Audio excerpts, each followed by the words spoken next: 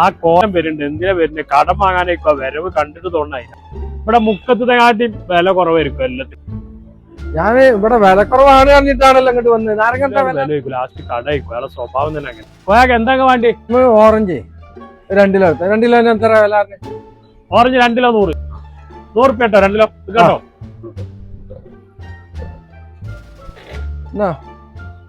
രണ്ടെണ്ണം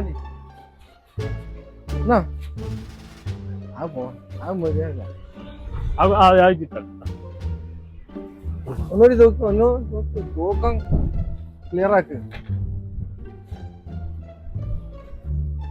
പൈസ 2 ദിവസം കഴിഞ്ഞ് അല്ല, എല്ലാ സാധനത്തിനും വില വെച്ചിട്ടുണ്ടപ്പോ വിചാരിച്ചതൊക്കെ വാങ്ങുന്നു. വാങ്ങിയ സാധനം കാട്ടും.